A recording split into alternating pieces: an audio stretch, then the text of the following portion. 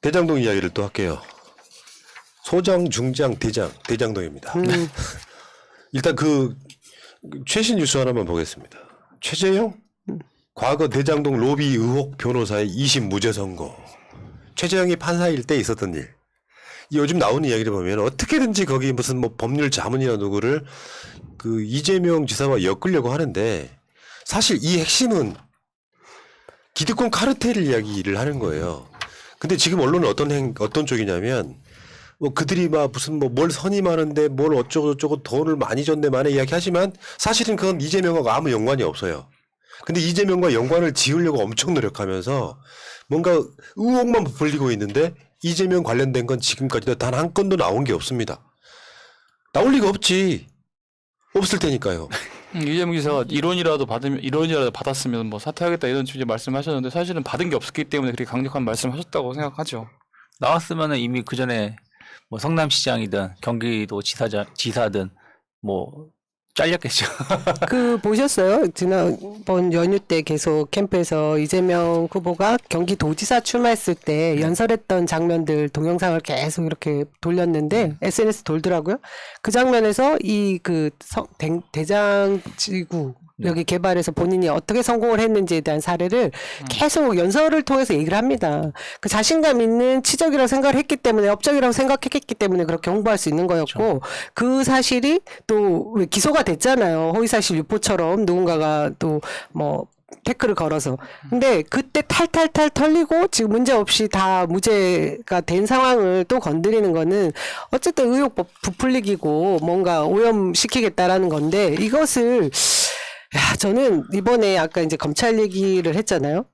추석 연휴 동안 정말 윤석열 검찰총장에 대한 얘기는 싹 사라졌죠. 전혀 완전히 없었어요. 사라지고 모든 내용들이 대장동으로 다 뒤덮였던데 또 이제 화유대처 맞나요?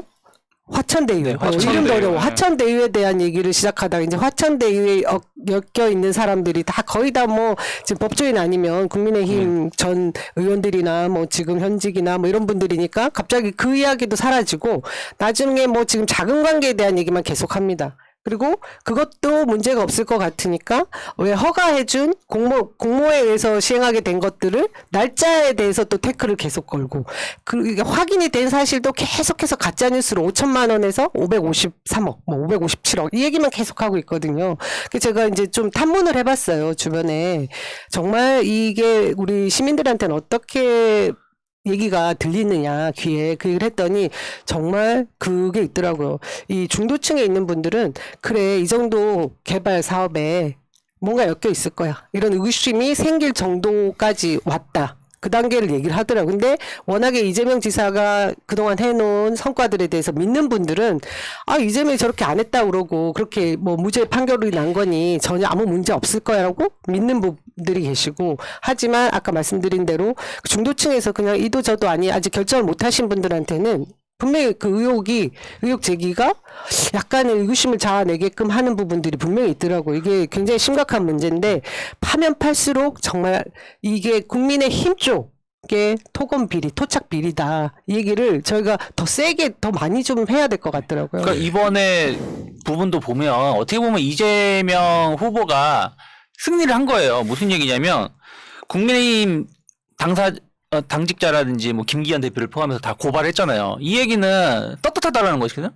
우리가 그 전에 보면 한동훈 왜 고발 안 하냐 이동재에 대해서 뭐 나경원 왜 누구에 대해서 고발 안 하냐 우리가 했을 때 고발하게 되면 자기들의 치부와 조사를 해야 되니까 걸릴까봐 고발 안 한다고 했잖아요. 근데 이재명 지사 같은 게 아예 그냥 대놓고 고발한다 자체가 자기는 떳떳하다라는 것을 반증하는 것이 아닌가 생각을 좀 하고 있습니다. 이게 이제 그 이재명 지사 쪽에서 김기현 그다음에 윤창현, 장기표 등을 고소를 했습니다. 혐의는 뭐냐면 이런 내용이에요. 김기현 원내대표 같은 경우는 16일 국회에서 기자들에게 무슨 말을 했냐면 사업을 기획한 핵심 인사가 A씨로부터 경기관광공사 사장으로 영전에 이재명 캠프에서 활동 중이다. 한마디로 비리와 특혜, 특권과 반칙, 종합백화점이자 권력형 종합비리 세트다라고 말한 것이 허위사실 유포이고 명예훼손이라고 김기현을 상대로 고소한 거고요. 그다음 윤창현 관련해서는 이재명 후보가 화천대유 자산관리를 실질적으로 차명으로 소유하면서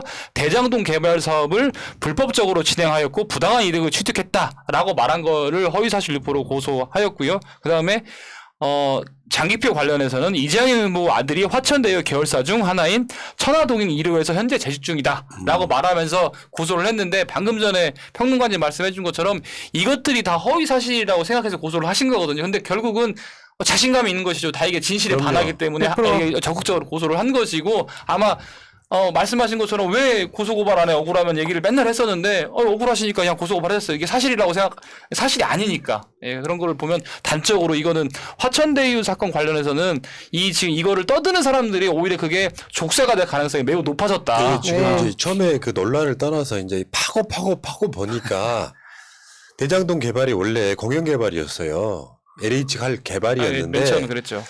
이명박 때 이거 민간 개발해 이렇게 바뀐 거예요. 근데 그 과정에서 그 신영수 남모 변호사라고 남모 있는데 변호사. 예. 그 남모 변호사가 일종의 로비 창구 역할을 하면서 심지어는 국회의원 비서관 통해 가지고 LH의 그 개발 정보를 빼돌립니다. 그리고 그 민간 개발업자한테 뇌물 받고 했던 그 남모 변호사가 항소심에서 최재형 판사를 만나요. 최재형이 증거 없음으로 무죄 이렇게 된 거예요. 이 얘기가 또 왜 나온 거겠습니까? 최재형 이 후보가 그냥 가만히 있었으면 지금 말씀하신 이 남모 변호사에게 무죄 준 사안들이 드러나지 않았을 거예요. 근데 갑자기 이재명 떳떳한가? 이건 뭐 봉이 21세기판 이선달, 봉이 김선달 사건이다. 이렇게 본인이 규정을 하면서 이재명 후보 정체는 뭐냐 뭐 이런 식으로 갑자기 들고 일어난 걸 본인의 지지율 때문에 아마 뭔가 참전을 해야겠다 생각을 한 것 같습니다. 근데 이거 똥볼 때리셨습니다. 그 당시에 판사로 계시면서 아까 말씀하신 로비 창구에 대해서 면죄부를 준 이력이 있는 거예요. 본인이 재판 내용 기억을 못 하나 봐요. 참 이해가 안 됩니다. 그리고 그 예를 들면 이제 냄새만 풍기면서 무슨 비리가 있는 것처럼 해서 이제 이런 거 있잖아. 이런 방식. 이재명 최측근 누구? 네. 최측근 누구에서 그게 비리가 있는 것처럼 하는데 그분 중에 한 분. 제가 페이스북 한번 볼게요. 오늘자 9월 23일 문화일보에 저와 관련한 불미스러운 기사가 나와 입장을 표명합니다. 무리를 일으켜 송구합니다. 가뜩이나 부동산 문제가 국민적 관심사이고 무엇보다 이재명 후보와 관련 있는 사람으로서 비록 경기연구원장이라는 공직자가 되기 전의 일이고 또한 투기와는 전혀 관계없는 일로서 일방적인 주장에 불과한 내용이나 이재명 후보의 대장동 공적이 오히려 의혹으로 둔갑되는 공격받는 상황 속에서 사안의 논점을 흐리게 하여 정략적인 모함이 될 수 있는 가능성을 막기 위해서라도 캠프 내에 정책본부장 직함을 사임하겠습니다. 이재명 후보와 관련된 음해가 가려지면 저와 관련된 모해는 이후 철저히 대응해 나가겠습니다. 지금 그 대장동에 관련된 거는 당사자들이 따박따박 반박을 하고 있기 때문에 이게 확전이 안 되고요. 의혹 제기하는데 이제 시민들이 정신 차리는 시간이 있어요. 처음에 포털 같은데 이재명이 뭐가 있는 것처럼 막 냄새를 풍기면 이상하게 생각하다가 따박따박 반박하면 점점 확고해지는 시간들이 있어요. 이거 이재명이 잘한 사건이네. 이렇게 되고 있는 그런 분위기라고 생각해요. 그렇죠. 그리고 말씀은 최재형 사례도 말했지만 계속 파니까 결국엔 다 국민의힘이 관계자들이 계속 엮이고 연관된 진짜 고구마 줄기처럼 계속 나오고 있으니까 사람들은 이거 국민의힘의 문제네라고 생각을 좀 하는 사람들도 늘어날 수 있지 않을까 생각하고 있습니다. 지금 이제 하다가 이제 종편 쪽 그 보수 언론 쪽에서 공격을 하다가 안 되니까 하는 얘기는 그 공공개발로 해서 성남시에서 뭐 우리가 5,503억인가요? 환수 받았다 얘기하면서 그 돈을 어디다 썼느냐, 뭐 공원 만들었다, 제1공단 공원 만들었다, 뭐 이런 얘기를 하면 대부분의 그 도시 개발 사업 이후에 기부 채납 받는다. 근데 뭐 뻔한 거 가지고 마치 성남만 특별히 받은 것처럼 얘기하느냐 이런 얘기를 하는데 이거 완전히 다른 사안입니다. 제가 아까 여기 방송 들어오기 전에 한 사례를 얘기를 들었는데요. 2005년에 왕십리 뉴타운 그쪽 지역에 민간 개발 사업으로 다 되는 거예요. 그러면서 2015년에 이게 분양하게 됩니다. 근데 그 과정이 10년 동안 이게 민간 사업자의 문제가 이 성남시와 다른 거는 인허가권 문제가 생기는 거예요. 알박기 원주민하고 그 개발업체하고의 막 그 소송 진행 과정에서 계속해서 비용들이 계속 넘어가면서 결국은 2015년 당시 미분양이 돼버렸대요. 비용은 비용대로 들어가고 원주민들에게 돌아오는 오히려 부담해야 되는 비용만 계속 쌓여가지고 근데 지금 이 이야기들이 돌아가는 게 2015년에 개발 사업을 할 때 왜 이후에 남을 이득에 대해서 상상을 못했냐 하는데 그 왕십리 뉴타운 그 당시를 생각하면 맞아요. 됩니다. 그리고 그 기부 체납 받은 얘기들을 하는데 대부분의 기부 체납을 받죠. 받는데 대부분 그 개발하는 아파트나 그 주택단지 근처에 자기들의 근린시설에 도움되는 뭐 학교 주변 길이나 공원 내부 근처를 받는 거죠. 근데 이 성남시에서 받았다고 하는 그 3천억 가까운 공원은 아주 10km 이상 뚝 떨어진 곳이죠. 그리고 송전탑인 이런 것도 철거하고 터널도 뚫고 도시 자체 하나를 미니 신도시를 만들면서 성남시에 새롭게 뭔가 하나를 만드는 데 있어서 성남시가 그 민간 개발업자들이 다 먹을 수 있는 5,500억 이상을 받아서 새롭게 만든 거거든요. 이거를 다 혹세무민하고 있는 상황들인데 의구심을 갖는 분들이 혹시나 계시다고 하면 그 이런 사업 전체에 있어서 이재명 지사에게 계속 이제 결국 예. 뭐라고 공격하느냐. 결국 설계자 아니냐. 그럼 설계자가 다 책임져야 되는 상황이라고 말하는데 지금 불법이 없었다. 내부적으로 저쪽 이제 경선 상대방 쪽에서도 이제 다 팩트가 반박이 되니까 몰랐다면 또 무능력한 거다 이런 식으로 몰아가요. 여러분들 다시 한번 기억 한번 해보세요.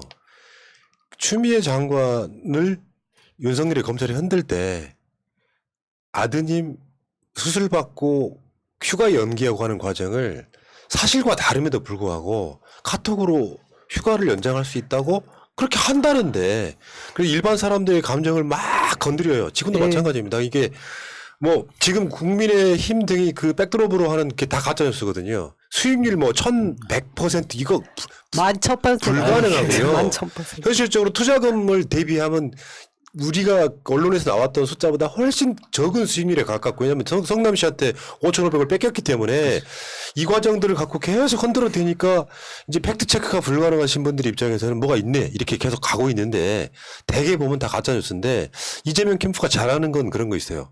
따박따박 반박을 해준다는 거예요. 그러면 지지하는 사람들 입장에서는 아 비리가 없구나라고 확신을 갖게 되는데 그게 안 될 경우엔 내버려 두면은 쌓이고 쌓여서 고정관념 안 바뀝니다. 좀 그렇게 보고요. 자, 이 이야기는 여기까지 하시고